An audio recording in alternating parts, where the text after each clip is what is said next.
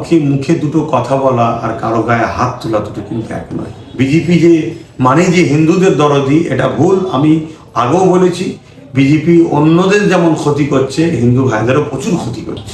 গায়ের জোর দিয়ে যদি ভাঙতে চায়, আমাদেরও গায়ের জোর দেখাতে হবে। তাহলে কেন এয়ারপোর্ট অনেক পরে হয়েছে, মসজিদ অনেক আগে হয়েছে। বর্তমান মুখ্যমন্ত্রী সে মায়াপুরে গিয়ে গরু পুজো করবে নাকি করবে, সেটা তার রুচি, তার ভক্তি, তার বিশ্বাস, তার আস্থা, তার কাছে। তবে গরুকে নিয়ে রাজনীতি এবং যে নাটক চলছে মুম্বাই, উত্তরপ্রদেশের মতো, এখান থেকেও যাতে গরুর গোশত এক্সপোর্ট করা যায়, তাই হয়তো কোনো একটা ষড়যন্ত্র হলে হতে পারে। নাগরিকের টোটাল ডাটাটাকে নিতে চাইছে, নিয়ে পরবর্তীতে কোনো একটা শাসকের সঙ্গে ব্যক্তিগতভাবে শুভেন্দু অধিকারী যে আজকে বর্তমান মুখ্যমন্ত্রী হয়েছে, একটা বিরাট লড়াই আছে।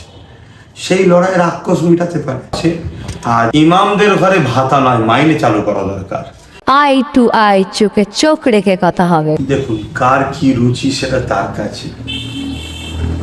তবে বিগত দিনে আমার ধর্মীয় ঈদুল আজহা বা ঈদুল ফিতর উপলক্ষ করে যে রেল রোডে নামাজ হতো, সেখানে গিয়ে অন্য ধর্মের মানুষ যে আমার নামাজকে বিশ্বাসী নয়, সেখানে গিয়ে যে হুড়োহুড়ি করতো, আমি মনে করি এটা রাজনীতির ফায়দা নেবার জন্য করতো।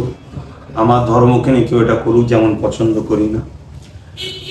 পাশাপাশি আমার ধর্মীয় স্বাধীনতাকে কেউ যদি হরণ করে, সেটাকেও আমি পছন্দ করি না। আর রইল এবারে কেউ বর্তমান মুখ্যমন্ত্রী সে মায়াপুরে গিয়ে গরু পুজো করবে নাকি করবে, সেটা তার রুচি, তার ভক্তি, তার বিশ্বাস, তার আস্থা, তার কাছে। কারো ধর্মীয় বিষয়ে কোনো কথা বলতে চাই না।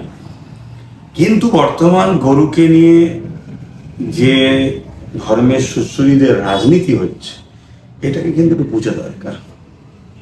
কেন বিজেপি শাসিত রাজ্যগুলোতেই গো হত্যা বা গরুর গোশতকে বিদেশে পার্সেল করে বিক্রি করাটা বিজেপি শাসিত রাজ্যগুলোতেই বেশি হচ্ছে। তার মধ্যে উত্তরপ্রদেশ আছে, মহারাষ্ট্র আছে, তো সেইগুলোতেই বেশি করে হচ্ছে। তো বর্তমান এই রাজ্যে ৭৯ বছর কেটে যাওয়ার পর এই প্রথম বিজেপি আসলো স্বাধীনতার পর থেকে।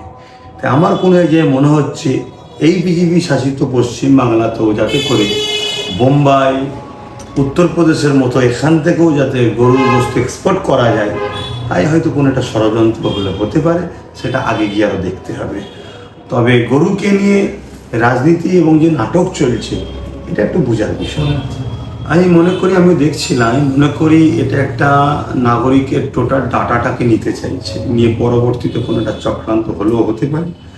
দ্বিতীয় নম্বর হচ্ছে, এই 12 পৃষ্ঠা ফর্ম দিয়ে হয়তো বকলমে এমনটাও হতে পারে যে অন্নপূর্ণা ভান্ডার দেব না, তার একটা প্ল্যান পরিকল্পনা, যে তোরা ফর্ম ফিল আপও করতে পারবি না আর আমি দেবো না, এরকম কিছু একটা হতে পারে। দেখুন, বিজেপি যে ওয়াদা করেছিল গ্যাসের দাম কমবে, তেলের দাম কমবে, আরও যা ওয়াদা করেছিল ভোট নেবার আগে, সেই ওয়াদাগুলো এখনো একটা ফুলফিল হয়নি, একটা কাজ শুরু করেনি।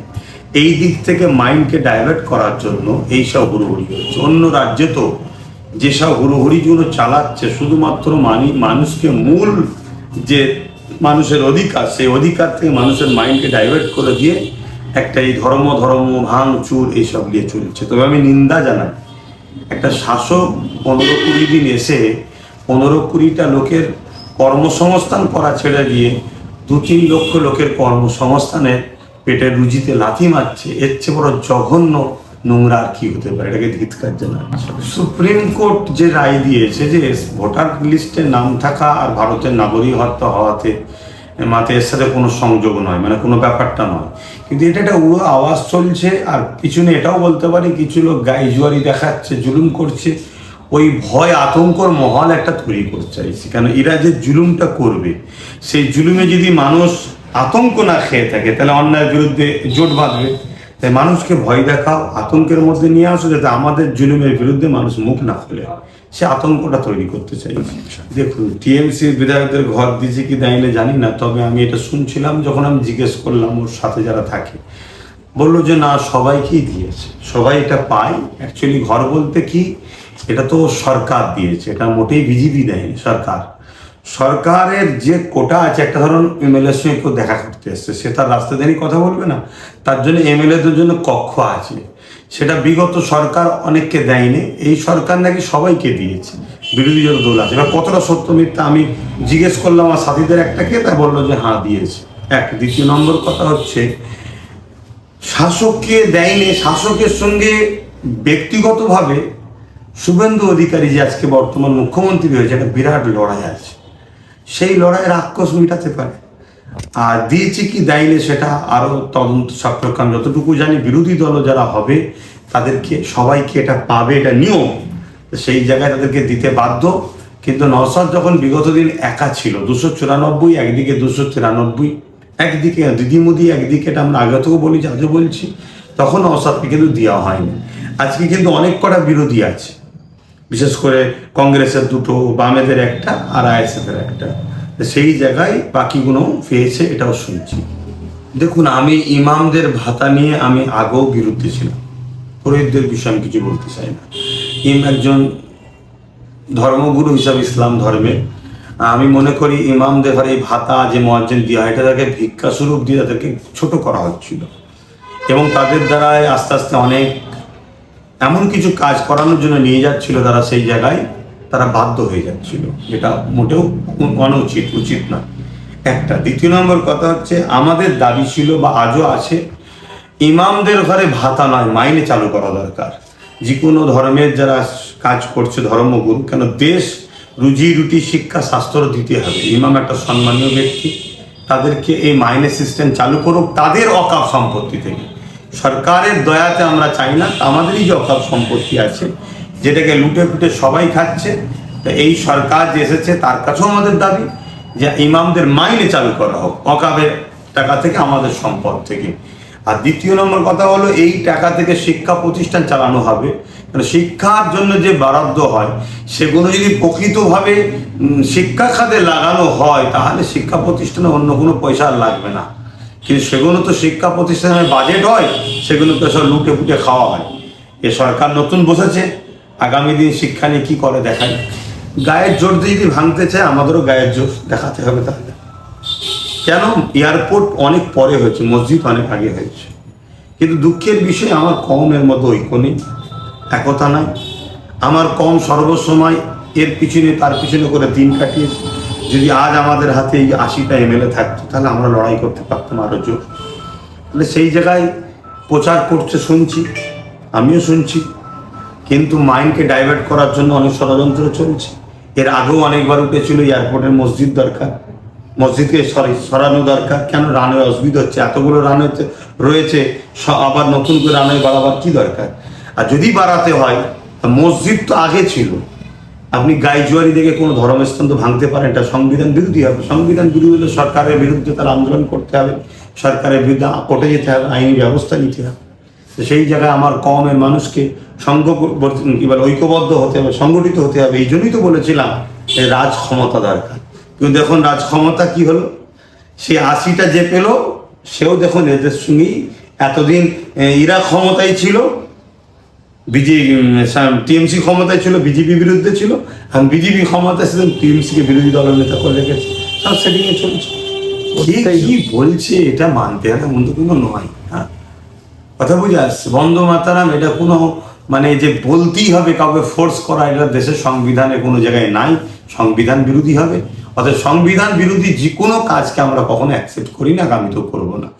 আমার মাদ্রাসায় আমি অবশ্যই দেশপ্রেমের শিক্ষা দেওয়া হয়, জাতীয় সঙ্গীত গাওয়ানো হয়, আরও অনেক দেশের কিছু কথা আছে।